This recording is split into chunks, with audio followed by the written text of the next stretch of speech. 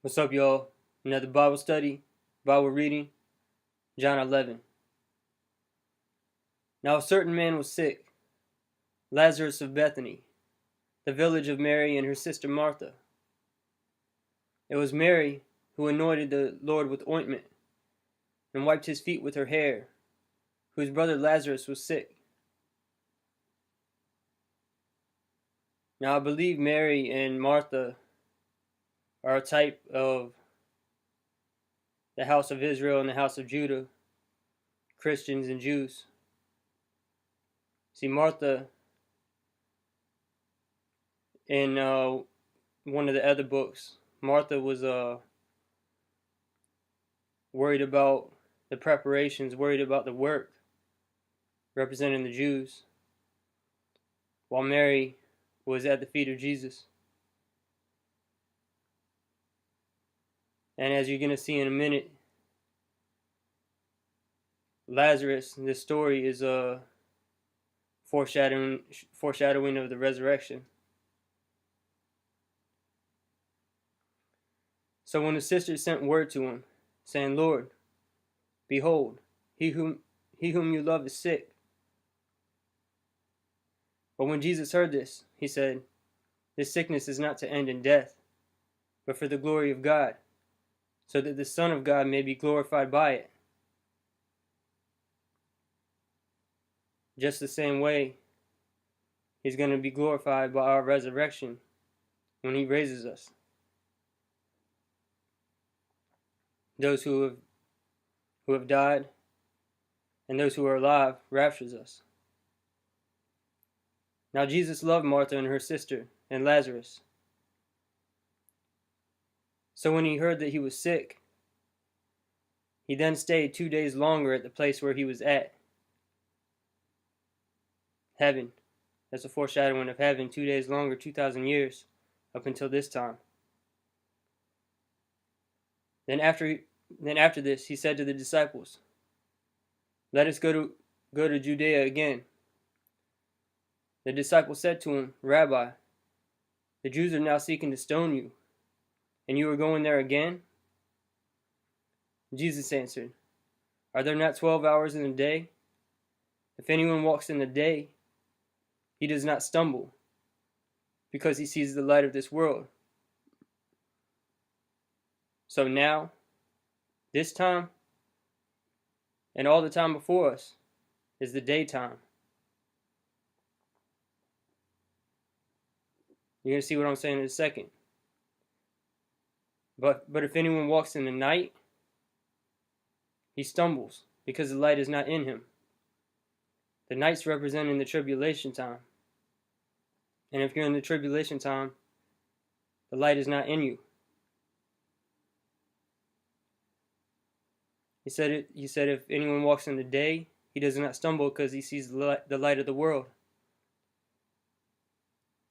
Jesus is the light of the world, and Jesus is in us, believers. And we're still in this world.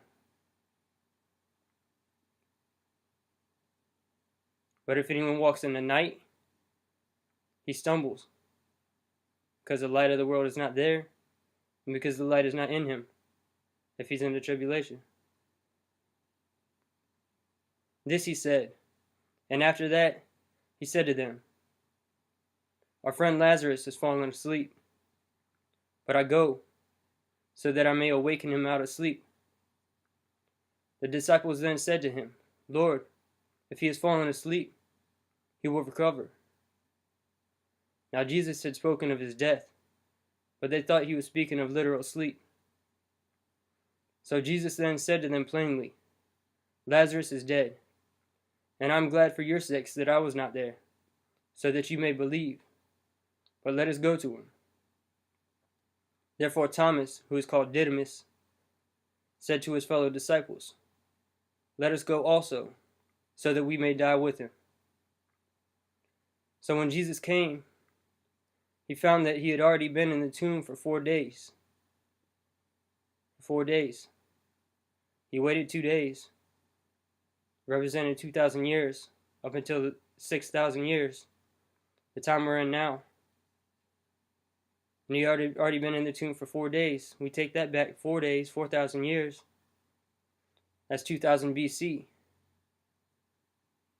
The time when Abraham was born. The beginning of Israel. Now Bethany was near Jerusalem, about 2 miles off. And many of the Jews had come to Martha and Mary to console them concerning their brother. Martha, therefore, when she heard that Jesus was coming, went to meet him. But Mary stayed in the house.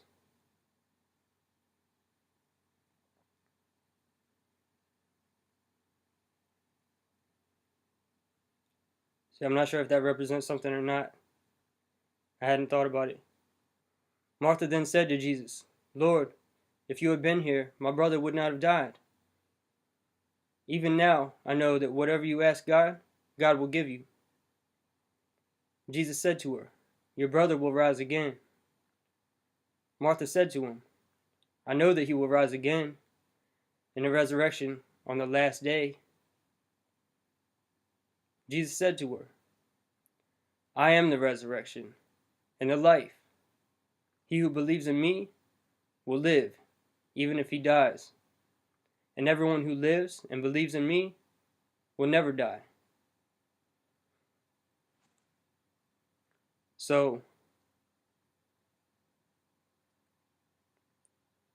he said, "I am the resurrection. He who believes in me will live even if he dies," the resurrection.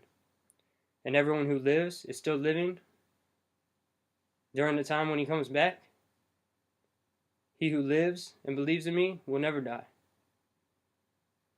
Do you believe this? She said to him, "Yes, Lord. I have believed that you are the Christ, the Son of God, even he who comes into the world." When she had said this, she went away and called Mary her sister, saying secretly, "The teacher is here and is calling for you." And when she heard it, she got up quickly and was coming to him.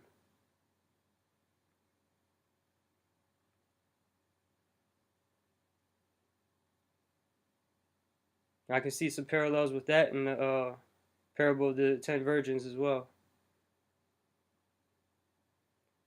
Now Jesus had not yet come into the village, but was still in the place where Martha had met him. The Jews who were with her in the house and consoling her, when they saw that Mary got up quickly and went out, they followed her, supposing that she was going to the tomb to weep there. Therefore, when Mary came to where Jesus was, she saw him and fell at his feet, saying, "Lord, if you had been here, my brother would not have died." When Jesus therefore saw her weeping, and the Jews who came with her also weeping, he was deeply moved in spirit and was troubled, and said, "Where have you laid him?" And they said to him, "Lord, come and see." Jesus wept. So the Jews were saying, "See how he loved him?" But some of them said, Could not this man who opened the eyes of the blind man have kept this man also from dying?" So Jesus, again being deeply moved within, came to the tomb. Now it was a cave, and a stone was lying against it. Jesus said, "Remove the stone." Martha, the sister of the deceased, said to him, "Lord, by this time there will be a stench, for he has been dead for 4 days." Jesus said to her, "Did I not say to you that if you believe, you will see the glory of God?" So they removed the stone. Then Jesus raised his eyes and said, "Father, I thank you that you have heard me.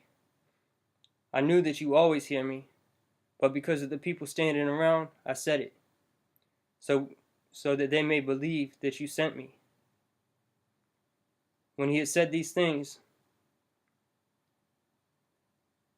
before I even say this part, when Jesus comes back,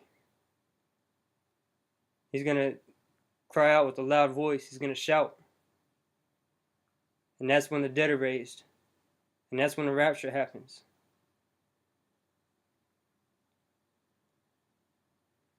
When he had said these things, he cried out with a loud voice, "Lazarus, come forth." The man who had died came forth, bound hand and foot with wrappings, and his face was wrapped around with a cloth.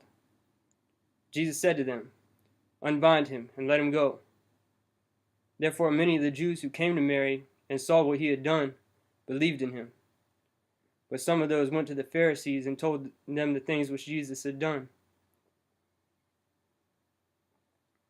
Now it's not mentioned in this book, but in one of the other Gospels, the Pharisees planned to kill Lazarus again after he had just died and been risen.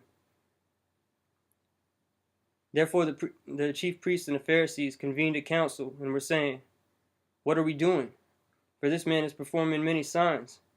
If we let him go on like this, all men will believe in him, and the Romans will come and take away both our place and our nation." But one of them, Caiaphas, who was high priest that year, said to them, "You know nothing at all, nor do you take into account that it is expedient for you that one man die for the people, and that the whole nation not perish."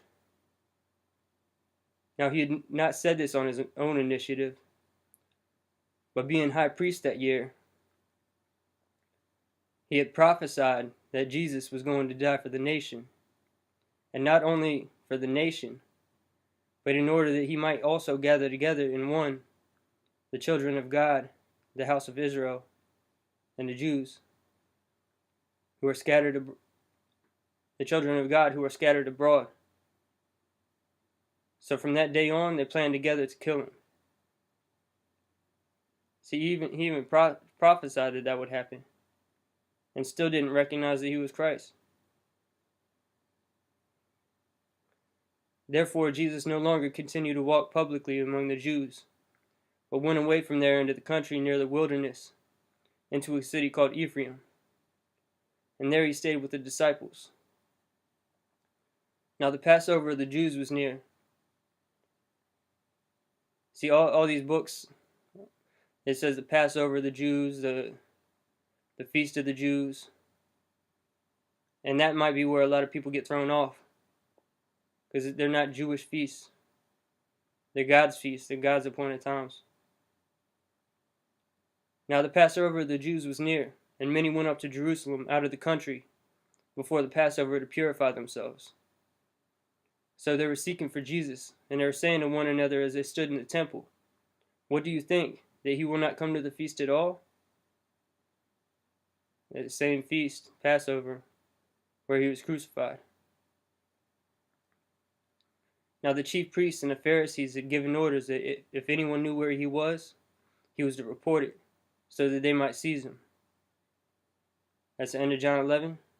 God bless you guys.